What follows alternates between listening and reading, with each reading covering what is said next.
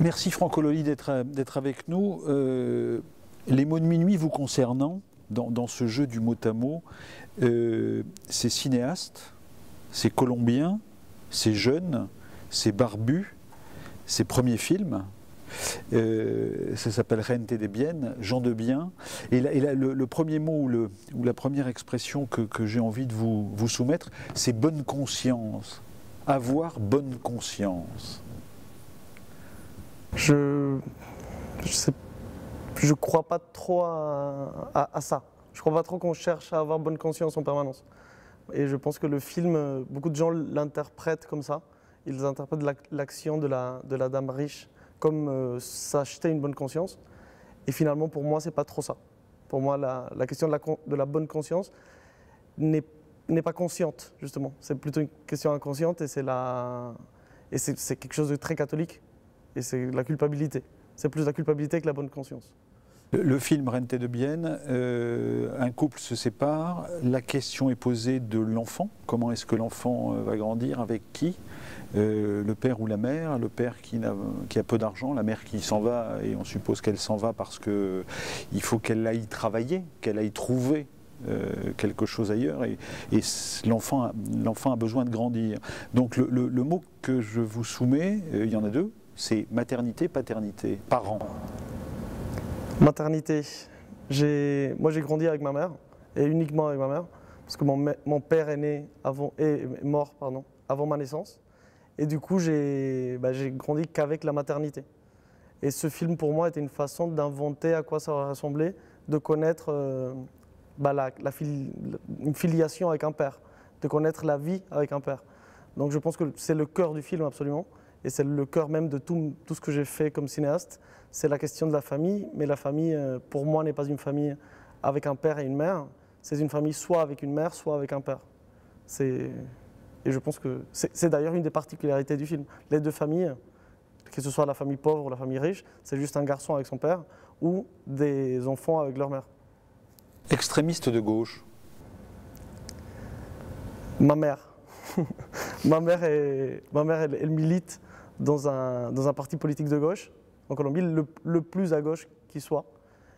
Et pourtant, elle vient d'un milieu riche. Et je pense qu'au fond d'elle, elle est extrémiste de gauche, mais aussi extrémiste de droite, dans le sens où elle a un côté aristocratique de gauche. Vous? Moi, je ne sais pas trop. Moi, je préfère pas me placer, et en même temps, je me place tout le temps, en faisant des films, et en faisant ce film-là en particulier. Quelqu'un m'a dit que c'était un film marxiste. Pour moi, je sais pas. Vraiment, moi, je croyais que je faisais un film de droite, et j'avais peur qu'on m'accuse de ça. J'avais peur qu'on m'accuse de dire qu'il n'y avait pas de lien possible entre les classes, et que c'était très bien comme ça. Et en fait, finalement, on ne m'accuse pas, mais on me dit le contraire. Donc je sais pas, on fait ce qu'on peut, quoi. Une bourgeoise, entre guillemets, à bonne conscience, elle voit un père qui a des difficultés à élever son fils parce qu'il a peu d'argent. Elle lui propose donc de venir dans la maison de campagne, extrêmement bourgeoise. Ça se passera pas forcément bien, le séjour dans cette maison de campagne.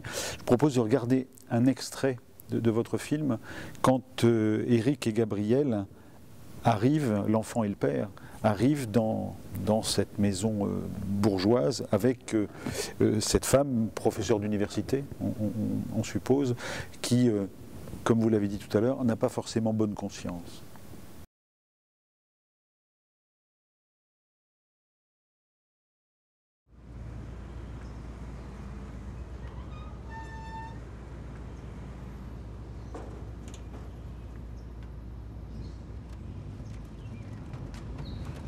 Gracias. Bueno.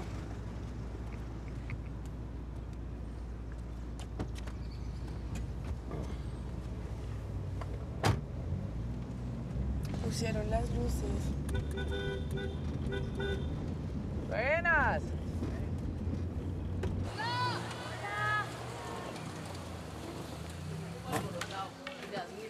Mira, viene la Juana. Hola. Hola. Ay, casi que nos llegamos. Hola. Ay, qué bueno. Bienvenido. Que pudiste venir. Hola. Muy bien.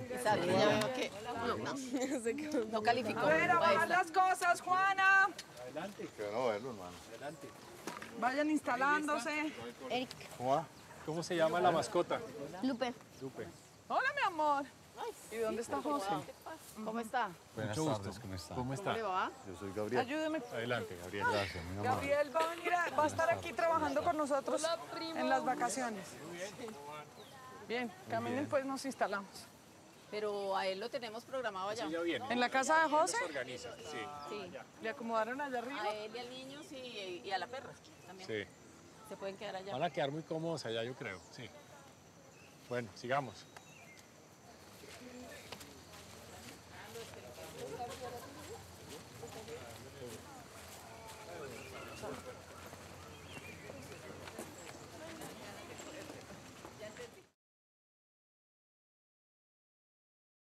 Par rapport à ce qu'on vient de voir, c'est Marie-Isabelle, c'est-à-dire qui est cette femme qui est contredite par sa famille quand elle offre la possibilité à un Jean de peu, comme on dirait, comme un sociologue dirait en France, finalement de s'en sortir en allant travailler chez elle et dans sa famille.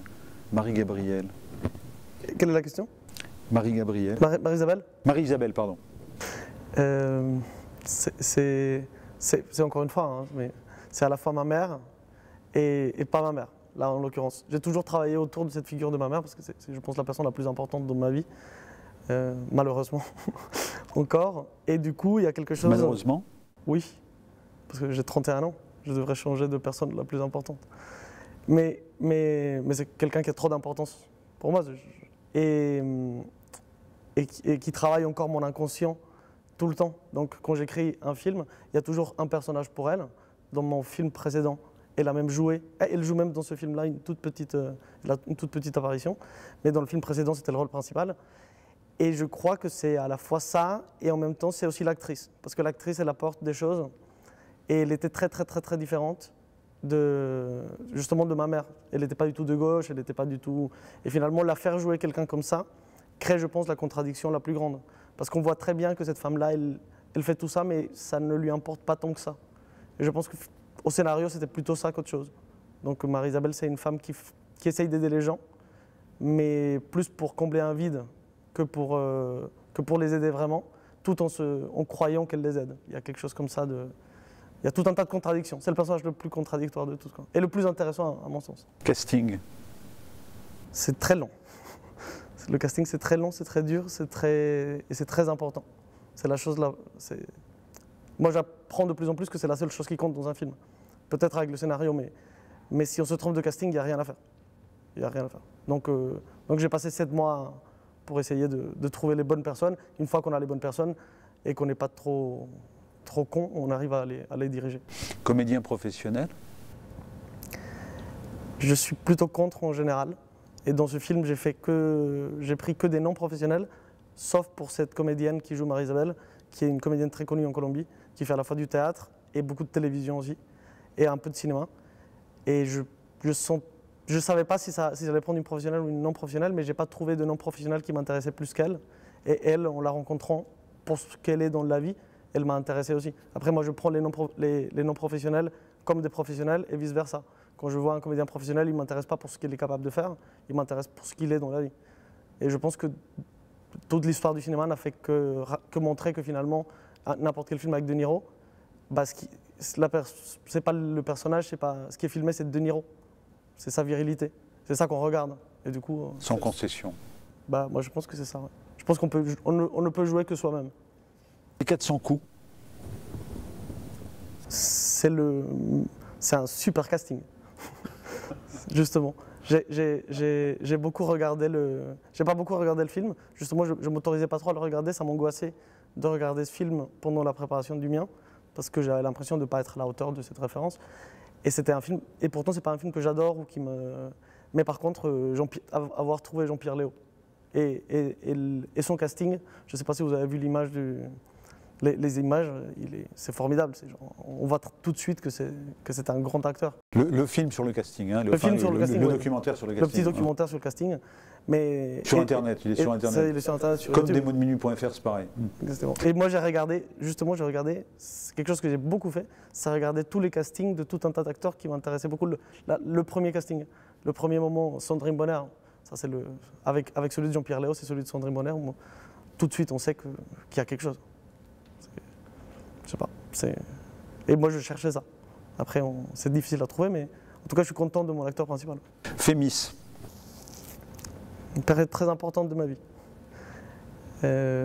Et une école très élitiste, comme la France, mais aussi dans le bon sens du terme, je ne sais pas. C'est en tout cas quelque chose de très important. Film français, film colombien. Donc les films français, j'avais l'impression qu'ils ne m'importaient pas beaucoup. Justement, quand j'ai tenté le concours de la Fémis, je me suis obligé à regarder beaucoup de films français parce que je connaissais très mal et j'avais peur de ne pas pouvoir dire que j'aimais un seul film français. Et c'est là que j'ai découvert Piala, qui est une grande référence dans mon cinéma. Et c'est un cinéaste duquel je me sens très proche.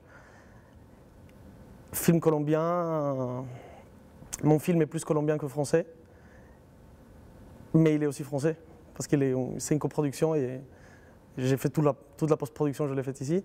Et films colombiens, il y en a beaucoup plus qu'avant. Il y en a 22 aujourd'hui en Colombie qui se tournent tous les ans et il y en a très peu qui sont vraiment vus. Donc, film colombien, c'est un peu une tragédie, quoi. Psychologisme. J'ai l'impression que c'est un, je dirais plutôt psychologisant, et je trouve que c'est mal, qu'il faut surtout pas tomber là-dedans. Et que quand un film tombe là-dedans, il est con, justement. Parce que c'est réduire le monde qu'à ça, qu'à la psychologie. Et je pense qu'il y a la psychologie, mais il y a le sublime, il y a Dieu, il y a la nature, il y a la force, il y a la violence, je ne sais pas. Il y a beaucoup de choses qui ne sont pas de la psychologie. Et un mauvais scénario et un mauvais film, pour moi, c'est un film qui ne repose que là-dessus. Chienne. Et là, l'image qui me vient à l'esprit n'est pas forcément celle que je vais raconter. Mais les chiens, pour moi, c'est la chose la plus belle au monde. J'adore les chiens. Pour moi, c'est la pureté. Et j'ai des chiens. D'ailleurs, dans tous mes films aussi, pareil, je fais jouer des chiens. Et souvent mes chiens. Dans celui-là, j'ai fait un casting de chiens aussi. Très difficile à faire. Parce que c'est pareil, si le chien n'est pas juste, bah ça se voit. Si le chien n'est pas assez vieux, on ne croit pas qu'il peut tomber malade. Et donc, un casting comme un autre, quoi. Casting de chien. Ça a duré très longtemps aussi. Et les gens autour de moi pensaient que j'étais fou. Parce que j'ai vu des centaines de chiens pour le film. Et après, j'ai fini par choisir le chien de la gardienne de la boîte de prod. Parce que je trouvais que ce chien-là, il portait en lui ce que je cherchais. Et finalement, on l'a un peu entraîné, mais pas vraiment. C'est toujours une histoire de casting. Hein. Quand on a le boss, ça marche.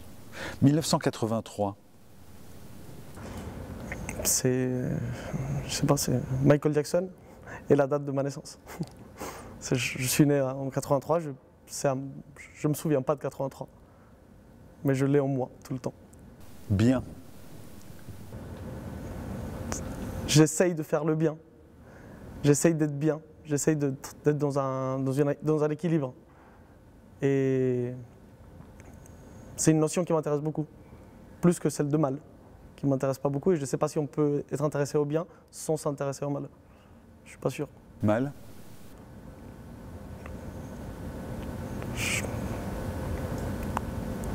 Quand on ne fait pas le bien. Quand on s'éloigne de sa ligne. C'est plus ça. Mal, c'est quand on s'éloigne de sa ligne. La ligne est tracée et il faut juste la suivre. Comme un film existe avant qu'on le fasse et il faut juste l'écouter. Et le mal, c'est quand on ne l'écoute pas pour des raisons égotiques ou des raisons financières ou des raisons... Il y en a des milliers de raisons. Mais le film, il existe. Mais comme ça, je pense comme le destin de chacun. Il existe déjà, il faut juste le suivre. Deux expressions encore ou deux mots encore. Première expression, elle est celle-là, c'est cheveux longs. Se cacher. Je pense qu'il y a quelque chose de... Moi, je ne fais jamais confiance à quelqu'un qui a les cheveux longs, parce que je pense qu'il cache quelque chose. Sinon, il n'aurait pas les cheveux longs. Est-ce que vous faites confiance? Non. Sinon, je ne parlerai pas autant des gens qui essayent de faire le bien et de suivre leur ligne. Alors, on conclut avec ça, parce que vous êtes colombien quand même. Narcotrafiquant, c'est la dernière expression que je propose. Cliché, il y a quelque chose de... C'est quelque chose qui a marqué mon pays pendant très longtemps, qui le marque toujours encore aujourd'hui, mais qui ne représente à mon sens pas du tout le pays. Disons que c'est une chose comme une autre. C'est comme vin pour la France. Nous on a la cocaïne, vous avez le vin, mais finalement ça revient à peu près à la même chose. Sauf que nous c'est une économie parallèle et qui implique beaucoup de morts et beaucoup de... Et vous c'est pas une économie parallèle. Mais au fond c'est pas plus important que le vin en France, et le vin en France est très important. Et la cocaïne en Colombie, elle a construit des villes, donc elle est très importante aussi, et elle a tué beaucoup de gens aussi. J'ajoute un dernier mot parce que je trouve que il vous convient bien, c'est écartèlement. Écartèlement. Il y a quelque chose de trouver sa place à l'intérieur de tout ça. Je ne sais pas comment le dire autrement, mais